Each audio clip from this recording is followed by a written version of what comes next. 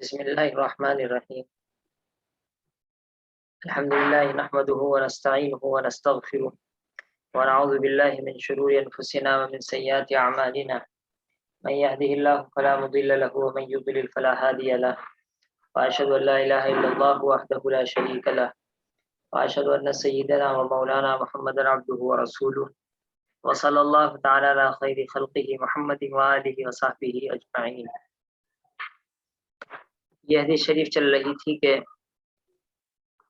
عن ابی ہریرہ رضی اللہ تعالی عنہ قال قال رسول اللہ صلی اللہ علیہ وسلم صلاۃ الرجل فی جماعت، آدمی کا نماز پڑھنا جماعت کے ساتھ، تزید علی صلاتہ، یہ بڑھ جاتا ہے اس کی نماز پر، فی سوقہ، جو کہ اس کے بازار میں ہو، وبیتہ، اور اس کے گھر میں ہو، بدع و عشرین درجۃ، 20 سے زیادہ درجے کے اعتبار سے، وذالک، اور اس کی وجہ یہ ہے، ان احدہم، اس کی وجہ ذالک کا اشارہ ہے زیادتی کی طرف، یعنی یہ زیادتی ان احدہم اس وجہ سے ہے کہ اذا توضأ، جب وہ آدمی وضو کرتا ہے، فاحسن الوضوء، اور پھر اچھی طریقے سے وضو کرتا ہے، ثم اتى المسجد، پھر وہ مسجد میں آتا ہے، لا يريد الا الصلاة، اور اس کا کوئی ارادہ نہیں ہوتا مگر نماز کا، لا ينهزه الا الصلاة، اور اس کو کوئی چیز نہیں اٹھاتی سوائے نماز کے،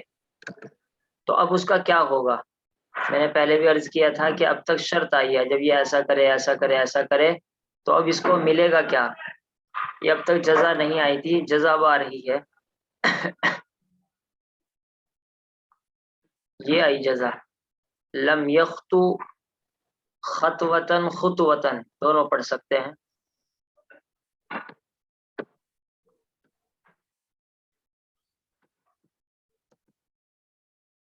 تا یختو کے معنی ہے قدم رکھنا، آپ جانتے ہیں خطا یختو باب نصرہ سے استعمال ہوتا ہے، تو اصل یہ مضارع ہے یختو واو کے ساتھ، لیکن لم کی وجہ سے واو گر گئے، یختو ہو گیا، تو آپ سے اگر پوچھے کہ لم تو جزم دیتا ہے حالانکہ تا پر پیش آ رہا ہے، تو آپ کیا جواب دیں گے؟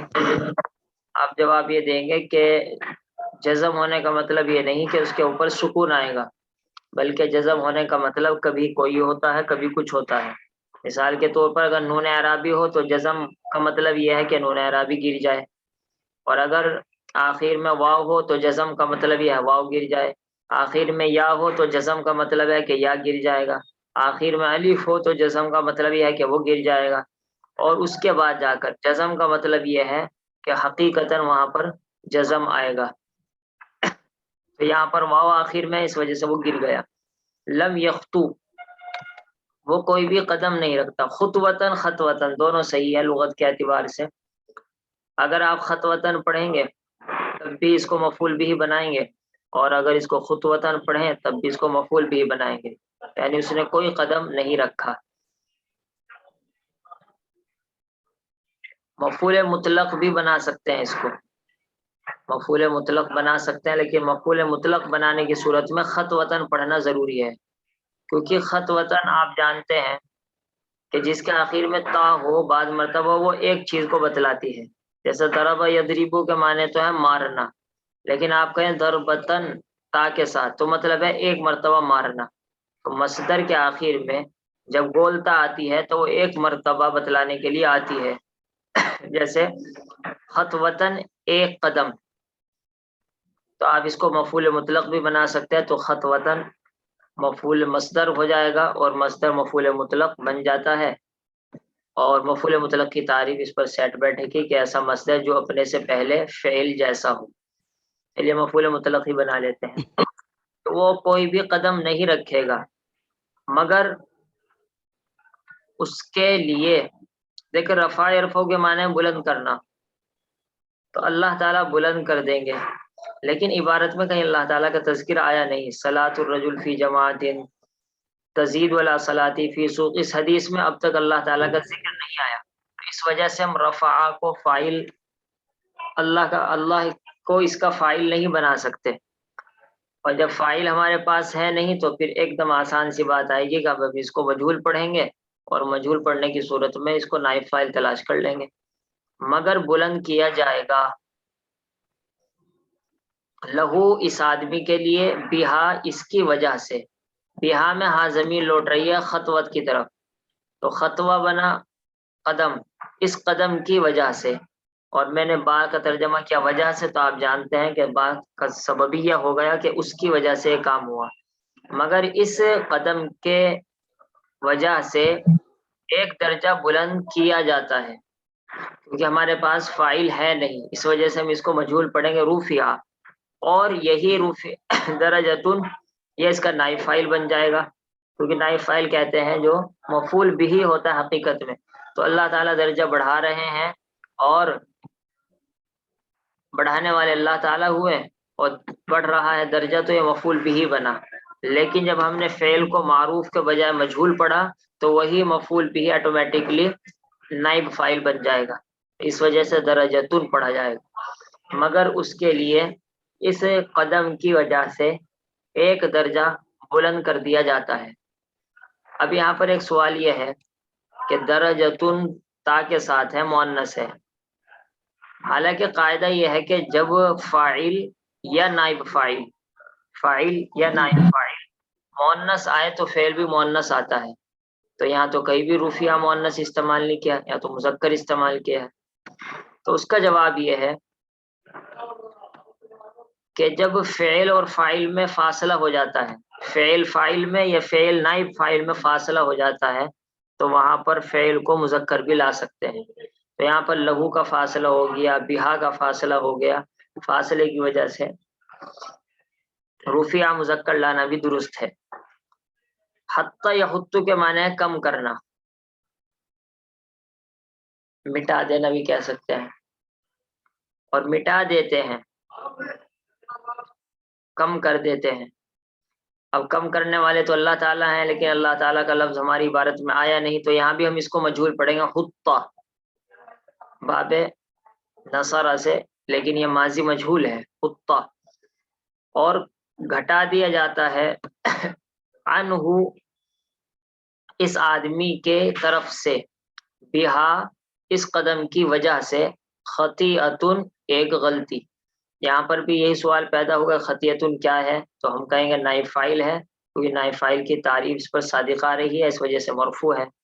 دوسری بات یہاں پر یہ سوال پیدا ہوگی کہ آپ نے خطہ مجہول کیوں پڑھا، اس کا جواب بھی آ چکا کہ ہمارے پاس فاعل نہیں ہے، لہذا ہم اس کو معروف پڑھنے پر مجبور ہیں، مجہول پڑھنے پر مجبور ہیں. اس کے بعد خطیۃ مؤنث ہے تو خطہ مؤنث استعمال ہونا چاہیے تھا، اس کا جواب بھی آ چکا کہ فاصلہ ہونے کے بعد مؤنث بھی مذکر بھی استعمال کر سکتے ہیں.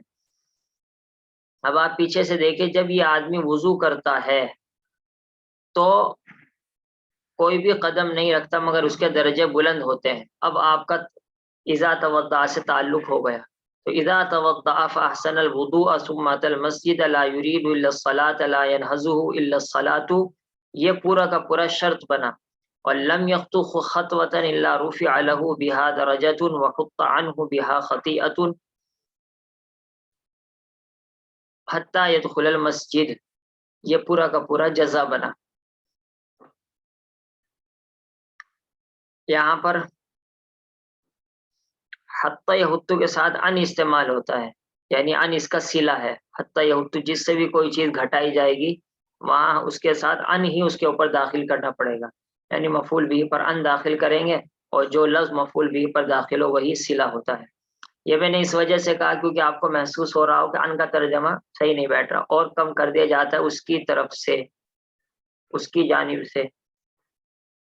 ہماری اردو میں تو یہ کہا جائے گا اور اس کا ایک گنا کم کر دیا جاتا ہے، اس کا ایک گنا کم کر دیا جاتا ہے بہا اس چال کی وجہ سے، یہاں تک کہ وہ مسجد میں داخل ہو جاتا ہے. حتیٰ یہ حقیقت میں تو حرف جر ہے، لیکن آپ جانتے ہیں کہ حرف جر فعل پر داخل نہیں ہوتا، لہذا حتیٰ کے بعد یہاں پر ان چھپا ہوا مانتے ہیں، اور یہ ان یدخل فعل کو مصدر بنا دیتا ہے، اور مصدر اسم ہوتا ہے، لہذا ایسا ہو گیا جیسے کہ حتیٰ اسم پر داخل ہوا. تو دیکھنے میں اگرچہ یدخلو پر داخل ہے مضارع پر، لیکن حقیقت میں اسم پر داخل ہے، کیونکہ یہ ان چھپا ہوا ہے اور ان نے مضارع کو مصدر بنا دیا اور مصدر اسم ہوتا ہے، لہذا حتیٰ اسم پر ہی داخل ہوا۔ البتہ جب ان چھپ گیا، آپ کو معلوم ہے کہ ان کے بعد پھر اب نصب پڑھیں گے حتیٰ ان یدخل المسجد، یہاں تک کہ وہ مسجد میں داخل ہو جائے۔ مسجدہ پر مفعول بھی پڑھیں گے، بہت آسان ہے کہ مفعول فی ہونے کی وجہ سے منصوب پڑھا جا رہا ہے۔ حتیٰ کے بارے میں سمجھیے، حتیٰ آتا ہے انتہا بیان کرنے کے لیے، تو اب آپ غور کریں کس چیز کی انتہا ہے۔ بھائی شفیق الرحمان سب بتائیں، کچھ میسج سے کچھ سے بول کر،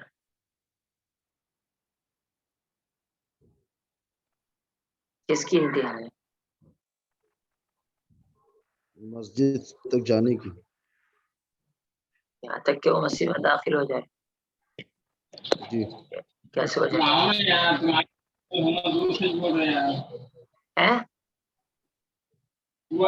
ایک کام کرو نا، اچھی طرح وضو کرنے کے بعد وہ جو بھی نیک عمل کرے گا، مسجد میں جائے گا یا نماز کا انتظار کرے گا، تو جو بھی عبادت کے کام کرے گا تو اس کو ثواب ملتا رہے گا۔ یہ انتہا ہوتا ہے۔ یہ اصل ہے، یہاں تک کہ وہ مسجد میں داخل ہو جائے، یعنی ایک کام ہوتا رہے گا ہوتا رہے گا ہوتا رہے گا یہاں تک کہ وہ مسجد میں داخل ہو جائے، یہ مطلب ہے۔ اور جب وہ مسجد میں داخل ہو جائے گا تو وہ کام رک جائے گا، یہی تو مطلب ہوتا ہے نا غایت اور انتہا کا۔ بھائی میں آپ سے دوستی، میں آپ سے بات کرتا رہوں گا کرتا رہوں گا کرتا رہوں گا، یہاں تک کہ جب میرے والد صاحب مجھ کو بلائیں گے تو انا اتکلم معک حتی یدعو،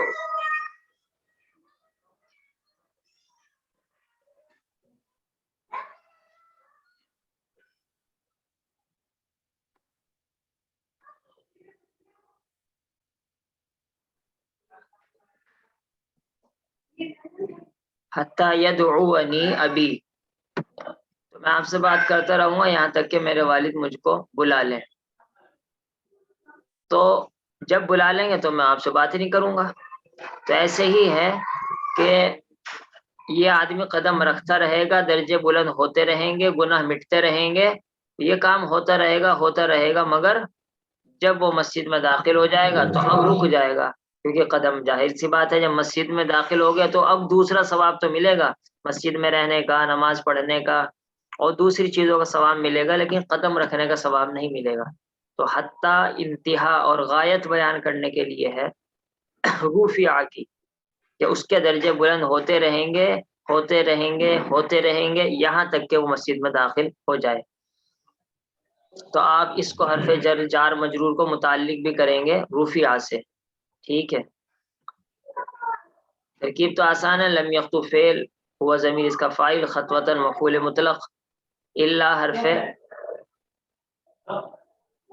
منقطع، استثناء منقطع ہے یہاں پر، اور استثناء منقطع میں مستثنی منہ کی ضرورت نہیں ہوتی، نہیں مستثنی جب الا جب لاکن کے معنی میں ہو تو پھر وہاں پر مستثنی منہ کی ضرورت نہیں ہوتی، تو الا کو ہم یہاں پر لاکن کے معنی میں مان لیتے ہیں، تو پھر اب مستثنی منہ کی ضرورت نہیں ہے کہ یہ لا کس سے نکل رہا ہے۔ رفع فعل ہے، درجۃ اس کا نائب فاعل، لہو بہا دونوں متعلق ہو جائے گا رفع کے، فعل اپنے نائب فاعل سے مل کر معطوف علیہ، پھر اس کے بعد خطان بہا خطیۃ فعل نائب فاعل متعلقین سے مل کر معطوف علیہ سے مل کر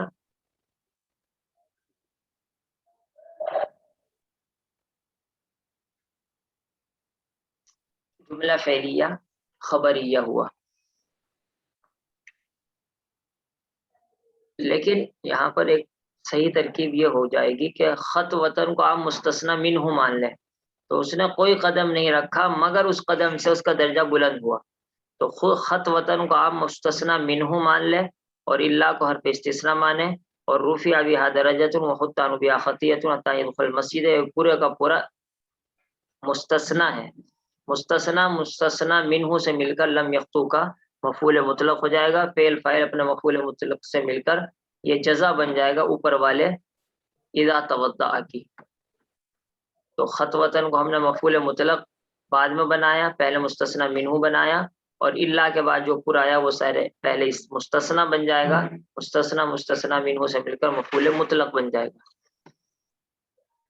پھر جب وہ مسجد میں داخل ہوتا ہے، فا ترتیب کے لیے ہے کہ ظاہر سی بات ہے اب تک تو وہ قدم اس کے راستے پر چل رہے تھے، اب وہ مسجد میں داخل ہو چکا، تو پہلا کام پہلے ہوا، بعد والا کام بعد میں ہوا، تو فا عاطفہ بھی ہے اور فا ساتھ ساتھ ترتیب کے لیے بھی ہے۔ پھر جب وہ مسجد میں داخل ہوتا ہے، یہاں پر آپ کے ذہن میں سوال پیدا ہونا چاہیے کہ دخلا تو ماضی ہے لیکن ترجمہ اس کا مضارع کا کر رہے ہیں، کیا جواب ہے اس کا؟ جب اذا ماضی پر داخل ہوتا ہے تو مستقبل کے معنی میں کرتے ہیں۔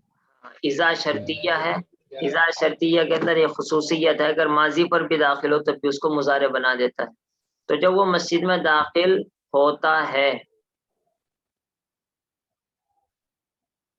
کان فی الصلاۃ، تو وہ نماز میں ہوتا ہے۔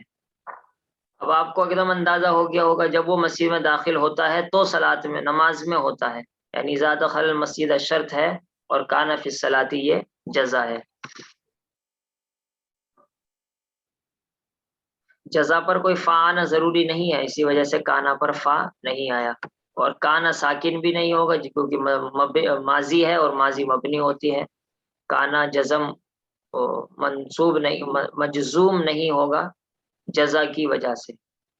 وہ نماز میں ہوتا ہے، نماز میں ہونے کا مطلب یعنی نماز میں شمار کیا جاتا ہے۔ ظاہر سی بات ہے جب کوئی آدمی مسجد میں داخل ہوا اور وہ بیٹھا ہوا ہے تو وہ نماز میں کہاں ہے؟ وہ تو بیٹھا ہوا مثال کے طور پر باتیں کر رہا یا تسبیح پڑھ رہا یا ویسے ہی چپ چاپ بیٹھا، تو وہ نماز میں کہاں ہے؟ تو مطلب یہ نماز کے حکم میں ہے، نماز میں شمار کیا جاتا ہے۔ تو شمار کرنا کا ہم فعل نکالیں گے، عد یعد، شمار کرنا، معدودن، کہ وہ شمار کیا جاتا ہے نماز میں۔ کب تک؟ ما کانت الصلاۃ ہی تحبسہ، جب تک کہ نماز اس کو روکے رکھتی ہے۔ یہ ما آیا ہے ایک نیا ما جس کو کہتے ہیں ما بمعنی ما داما، ما جو ما داما کے معنی میں ہو۔ اس کی پہچان یہ ہوتی ہے کہ آپ یہ ترجمہ کر کے دیکھ لیں، اس وقت تک جب تک کہ، وقت کا ترجمہ آپ فٹ کر کے دیکھ لیں، اگر وہ والا ترجمہ فٹ بیٹھتا ہے تو سمجھ لیں ما داما، اس وقت تک جس وقت کے۔ موصولہ میں بھی دو ترجمے ہوتے ہیں لیکن اس میں وقت نہیں آتا، اور ما جو ما داما کے معنی میں ہوتا ہے اس میں وقت بھی آتا ہے۔ وہ نماز میں شمار ہوتا ہے اس وقت تک جب تک کہ نماز اس کو روکے رکھے۔ تو بہت آسان ہے، الصلاۃ ہی تحبسہ، نماز ہی اس کو روکے رکھے۔ حبس یحبس، روکے رکھنا، تحبس فعل مضارع ہے اور تا آنے کی وجہ سے مؤنث ہے، اور مؤنث اس وجہ سے استعمال ہوا کیونکہ الصلاۃ مؤنث ہے۔ تو اب ترکیب اس طریقے سے کر سکتے ہیں آپ، اذا دخل المسجد شرط، کان فعل، ہوا ضمیر اس کا اسم، معدودا فی الصلاۃ اس کی خبر۔ ما دامہ کے معنی میں ہے، کانت ما ظرفیہ ہے، اصل میں اس کو ما ظرفیہ کہتے ہیں، ما ظرفیہ، کانت فعل، الصلاۃ اس کا اسم، ہیا مبتدا، تحبسہ خبر، مبتدا خبر سے مل کر دوبارہ الصلاۃ کی خبر۔ اس فعل ناقص کانت اپنے اسم اور خبر ہیا تحبسہ سے مل کر ظرف بن کر، کیونکہ ما ظرفیہ ہے، ما نے اس کو ظرف بنا دیا، ظرف بن کر مفعول فی ہوا کانا کا۔ کانا فعل اپنے فاعل اور اپنے خبر سے اور اپنے مفعول فی ما دام کانت الصلاۃ ہی تحبسہ سے مل کر جزا ہوا، جزا شرط سے مل کر جملہ شرطیہ ہوا۔ چلیے تو کافی ابھی باقی ہے، تو آپ اس کو دیکھ لیجئے، اگر آپ کو کوئی سوال کرنا ہو تو کر لیجئے۔ جی سوال۔ یہ مفتی صاحب یہ کانا جو ہے، کانا جی کانا کا اس میں معدودن بن گیا، پھر صلاۃ اس کی خبر بن گئی، نہیں تو کانا کے اندر ہوا، کانا کے اندر ہوا ضمیر جو ہے وہ اس کا اسم ہے، اور معدودن فی الصلاۃ یہ پورا مل کر خبر بنے گا۔ اکیلا کوئی کچھ نہیں بنے گا. اچھا ابھی آپ نے بولی ادھر مادامہ جو کانا کا فائل بنے گا. نہیں مادامہ تو مفعول فی بنے گا کانا کا, ظرف بنے گا کانا کا, کانا کا ظرف بنے گا. کیونکہ ٹائم بتلا رہا ہے نا بھائی. ظرف کسے کہتے ہیں؟ جو ٹائم بتلائے یا جگہ بتلائے. تو یہ کہہ رہا وہ مسجد میں نماز میں شمار ہوتا ہے. تو نماز میں شمار کس ٹائم تک ہوتا ہے؟ کہ اس ٹائم تک نماز میں شمار ہوتا ہے جس ٹائم تک نماز اس کو روکے رکھے. مثال کے طور پر 2 بجے نماز ہے, وہ 1:30 بجے جا کر بیٹھ گیا, تو اب نماز نے اس کو روکے رکھا آدھے گھنٹے تک, تو آدھے گھنٹے کا اس کا نماز میں رہنے کا ثواب ملتا ہے. یہ مطلب ہے. تو ٹائم بتلایا نا اس نے. اور کوئی بات؟ اور یہ ہیا تحبیسہ جی جیسے ہیا تحبیسہ نماز اس کو روکے رکھتی ہے, جی یہ تو جیسے مبتدا خبر ہے. جی یہ الصلاۃ کا پھر کیا بنے گا؟ مبتدا خبر سے ملنے کے بعد پھر دوبارہ خبر بنے گا کانت کی. کانت فعل ناقص اپنے اسم الصلاۃ اور اپنی خبر ہی اچھا تحبیسہ سے مل کر ظرف بنے گا, اور ظرف کانا کا مفعول فی بنے گا.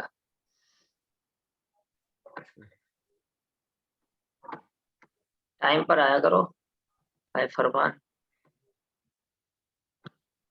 ٹھیک ہے. سبحان یہ اللہ. پہلی لائن کا ترجمہ ایک بار بتا دیجیے نا. لم یخطو لم خطوۃ, یہ آدمی کوئی بھی قدم نہیں رکھتا مگر بلند کر دیا جاتا ہے اس کے لیے بہا, اس قدم کی وجہ سے ایک درجے کو, اور ختم کر دیا جاتا ہے عنہ اس آدمی کی طرف جانب سے بہا, اس قدم کی وجہ سے خطیۃ ایک گناہ, یہاں تک کہ وہ مسجد میں داخل ہو جائے. اور جب مسجد میں داخل ہو جاتا ہے تو وہ نماز میں شمار ہوتا ہے جب تک کہ نماز اس کو روکے رکھتی ہے. اگر کسی اور کو کچھ معلوم کرنا ہوگا تو آپ کو واٹس ایپ پہ معلوم کر لینا.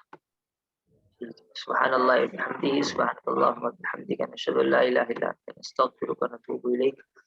سبحان ربك رب العزة عما يصفون وسلام على المرسلين والحمد لله رب العالمين.